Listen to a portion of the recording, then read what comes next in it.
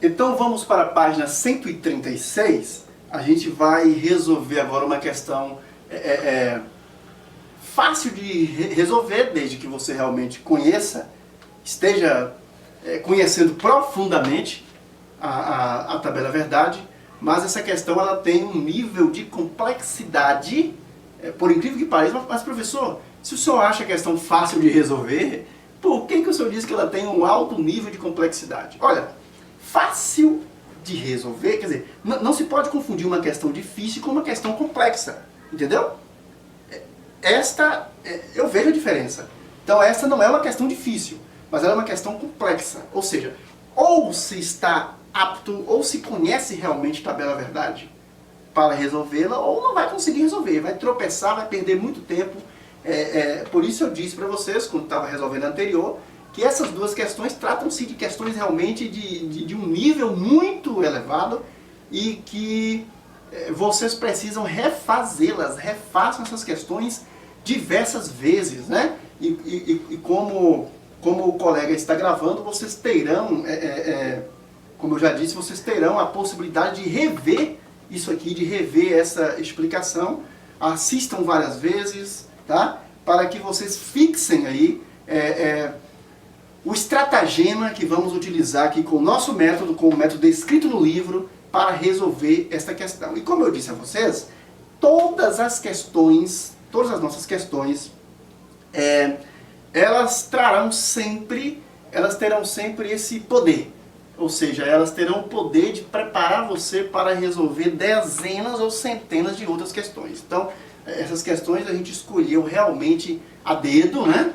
Escolhemos a dedo, como se diz aqui na Bahia, ou seja, para poder justamente preparar você, candidato, para poder acertar N outras.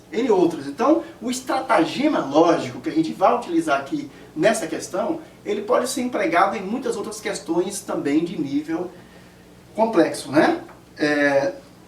Nós temos aí também da ESAF, uma prova da ANEEL. Pedro toca piano se e somente se Vitor toca violino. Ponto segmento.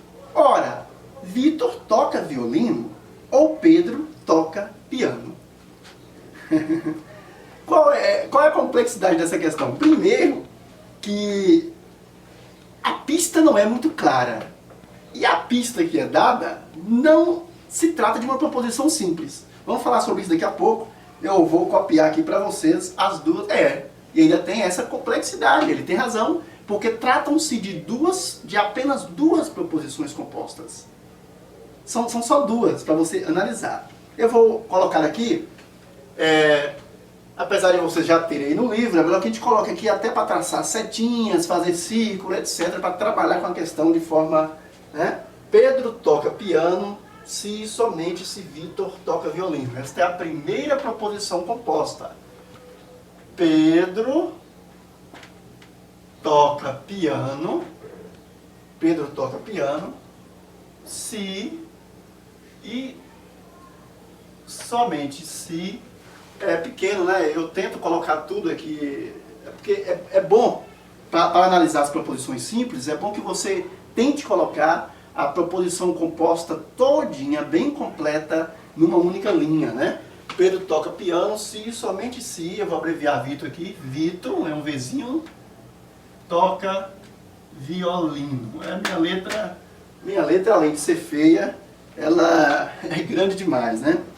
Então, Pedro toca piano se e somente se Vitor toca... Pedro toca piano se e somente se Vitor toca violino. Essa é a primeira. A segunda proposição composta. Ora, Vitor toca violino. Vitor toca violino. Ou Pedro toca piano. Ou Pedro toca piano. Ora, Vitor toca violino ou Pedro toca piano. Pessoal, prestem bastante atenção na solução desta questão. Observe. O que nós temos aqui? O autor da questão nos deu duas proposições compostas e ele não deu uma pista explícita. Não deu. Ah, mas professor, o senhor nos disse que é preciso considerar como pista aquelas proposições que trazem a palavrinha ora. Realmente, quando o autor de questões de lógica argumentativa começa uma proposição simples ou composta, tanto faz, com a palavrinha ora, ele está, na verdade, mostrando para você que ali está o caminho da solução. E quando se tratar de uma proposição simples, você já sabe que deve levar aquilo ali, aquela afirmação categoricamente como sendo verdadeira. E numa proposição composta, você deve também encarar o todo que é introduzido pela palavrinha ora como verdadeiro, mas com ressalvas, né? Com ressalvas. Mas nesta questão aqui, a gente vai ver que pelo nosso método de solução, pelo método descrito no livro, pelo método que a gente vem trabalhando desde o início, mas professor, por que o senhor sempre repete isso? É porque existem N outras formas de vocês resolverem essas questões de lógica, né? A lógica e a matemática, ela dá esse poder, né? Ela é um tanto assim, são soluções um tanto maquiavélicas, né? Os fins justificam os meios, não importa o meio que você levou para chegar lá, o importante é que você chegue. A gente viu aqui, durante esses nossos encontros, que alguns colegas de vocês realmente conseguiam resolver as questões partindo de outro prisma, de outro parâmetro. O grande problema é que não eram soluções que podiam ser aplicadas à maioria das questões de lógica argumentativa. Então, o que a gente propõe, o que o meu método propõe, é uma forma de você resolver a maioria das questões de lógica argumentativa e de resolvê-las com uma velocidade. Você vai resolver com velocidade. Eu esmiuço aqui, tal, a gente é repetitivo, é redundante aqui, para que você, quando pegar a sua prova, você consiga resolver esse tipo de questão em 2, 3 minutos, né? Vocês verificaram que a questão anterior, por exemplo, podia ser resolvida muito rapidamente. Esta aqui também, você vai treinar, você vai aprender tão bem a lógica argumentativa, que esse tipo de questão poderá ser resolvido por você simplesmente em menos de 1 minuto. É sério, vou mostrar para vocês. Claro, a gente vai aqui na câmera lenta para que todos compreendam, né? Mas observe, nós vamos ser fiel ao método e vamos começar de baixo para cima com a nossa solução. Então a gente pega a segunda proposição composta. Então o que nós fizemos? Começamos de baixo para cima, é a primeira regra do nosso método. Qual é a segunda regra? Nós vamos considerar o todo como sendo verdadeiro. E nesse caso a gente já verifica pela palavrinha ora que a tendência realmente vai ser essa, que o autor, que é isso aí, o autor da questão, que nós consideremos verdadeira toda essa proposição composta. Então nós vamos considerar o todo como verdadeiro, né? O todo como verdadeiro. E aí nós temos um probleminha, né? Que eu já mostrei aqui outras vezes. Como se trata de uma disjunção, melhor seria se pudéssemos considerá-la falsa. Porque se nós pudéssemos entender esta proposição composta como falsa, essa disjunção como falsa, a gente poderia afirmar que ambas as suas proposições eram falsas. Porque a gente sabe que a proposição, que a disjunção, ela somente será falsa quando ambas as suas proposições simples forem ao mesmo tempo falsas. Já aprendemos isso. Mas em todas as demais situações, e aqui nós vimos 3 situações, em todas as demais, ela será verdadeira. Ou seja, a proposição composta em disjunção, ela somente é falsa se ambas forem falsas. Quando a gente considera a disjunção, claro, a disjunção simples, a gente não precisa dizer que é simples. Quando fala de disjunção, você já deve entender que é simples. Se não for simples, o enunciado da questão vai dizer que ela é exclusiva. Então, o que acontece? Quando eu considero uma disjunção, né? uma proposição composta por disjunção, quando eu considero ela como verdadeira, eu terei 3 situações. Vamos colocar aqui, nós temos a tabela verdade, temos P, em disjunção com o quê? Observe, a gente sabe que ela somente será falsa se ambas forem falsas. Nas demais situações, e são 3 situações, ela será verdadeira. Por exemplo, ambas verdadeiras, primeira verdadeira, segunda falsa, primeira falsa e segunda verdadeira. Mas, professor, e agora o que a gente faz, né? Temos que considerar verdadeira. Mas quando a gente considera verdadeira, nós temos 3 situações. Estão vendo aqui? Pela tabela verdade, temos 3 situações. Mas acontece, pessoal, que este conhecimento vai nos ajudar. Basta que vocês entendam que, em sendo esta proposição composta uma disjunção, ao considerá-la verdadeira, nós teremos essas 3 situações. Mas há uma situação que nós não teremos. Ora, se se trata de uma disjunção em que nós devemos considerar o todo como verdadeiro, há uma situação que não poderá acontecer aqui. Qual é? Muito bem, exatamente. Ambas jamais poderão ser falsas. Ou seja, isto aqui não poderá acontecer. Ou seja, jamais teremos ambas falsas. Então, o que eu deduzo? Eu não tenho como dizer se a primeira é verdadeira e a segunda é falsa, se a primeira é falsa e a segunda é verdadeira, e eu não tenho como dizer também se ambas são verdadeiras, mas de uma coisa eu sei. Eu sei que ambas não poderão ser ao mesmo tempo que falsas. Ok, então, esta é uma verdade que a gente descobre pela simples análise desta proposição composta. A gente percebe que que ambas as proposições, ambas as proposições simples, né? Quais são elas? Vitor toca violino, eu vou chamar de P. Pedro toca piano, eu vou chamar de Q. Então, ambas não poderão ser falsas ao mesmo tempo.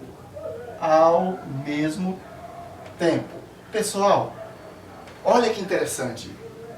Só este conhecimento, só o fato de você concluir que ambas as proposições simples não poderão ser ao mesmo tempo falsas, já te ajudará a solucionar a outra de cima.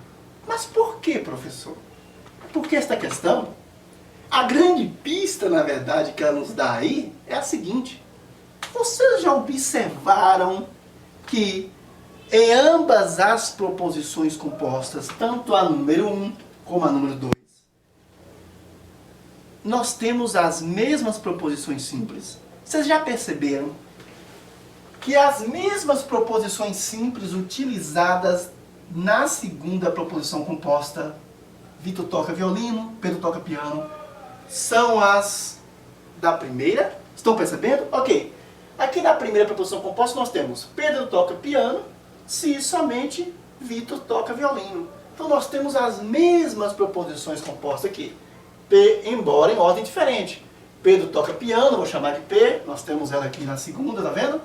E Vitor toca violino, eu vou chamar de Q, nós temos ela aqui na segunda. Então, pessoal, esta questão ela é muito valiosa, justamente porque ela nos traz, ela dá a vocês, ou melhor, ela dá para mim a oportunidade de mostrar para vocês esse estratagema lógico que é muito interessante. Qual é ele?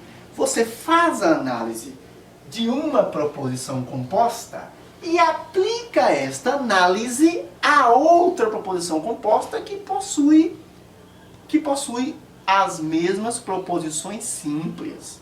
Ora, se eu deduzo a partir da minha segunda proposição composta, se eu deduzo que ambas essas proposições simples não poderão ser ao mesmo tempo falsas, não é isso?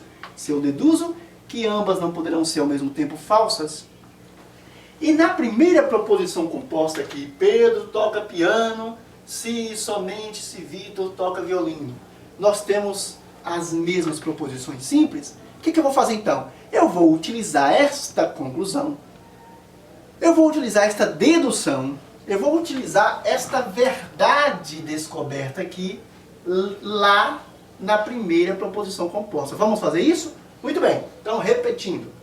Nós descobrimos aqui, pela análise da segunda proposição composta, que ambas não podem ser falsas ao mesmo tempo. Ou seja, P e Q não podem ser falsas ao mesmo tempo. Ok. A gente para por aí, já que a gente não tem como definir ainda se uma é verdadeira ou outra é falsa. Teríamos 3 situações, né? Então a gente para por aí e passa agora a analisar a primeira proposição composta, ou seja, a gente passa a analisar que tipo de proposição composta eu tenho aqui? Muito bem, nós temos aqui uma exatamente, é uma disjunção, bicondicional. Epa, estou viajando, deve ser a fome, né? Neste horário já. Nós temos aqui uma bicondicional. Olha, pessoal, que coisa. A gente acabou de analisar uma disjunção. Olha o ou aqui. Agora a gente parte para a análise de uma bicondicional. Então nós vamos mais uma vez considerar o todo como sendo verdadeiro. Esta bicondicional, vamos considerar o todo como sendo verdadeiro. E não foi de propósito, né? Ou melhor, foi de propósito que eu trouxe, que eu coloquei inclusive aí no livro, esta questão logo depois da questão anterior, justamente para que você possa utilizar os conhecimentos de bicondicional nesta questão aqui. Gente, o que nós aprendemos sobre bicondicional? Nós aprendemos que toda bicondicional, ela somente será verdadeira quando ambas as suas proposições simples tiverem sinais iguais. Ou quando ambas forem falsas ao mesmo tempo, ou quando ambas forem verdadeiras ao mesmo tempo. Pessoal, mas nós temos que tornar esse todo verdadeiro, não é isso? Temos que tornar o todo verdadeiro.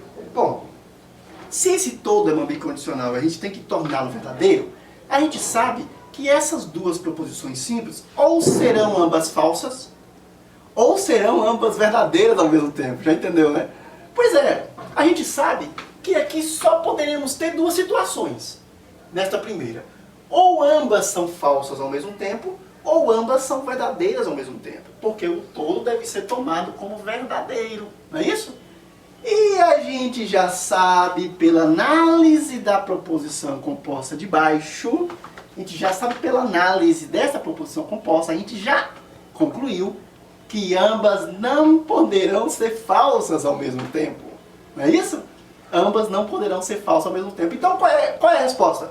Ambas são verdadeiras. Ou seja, Pedro toca piano é verdadeiro e Vitor toca violino.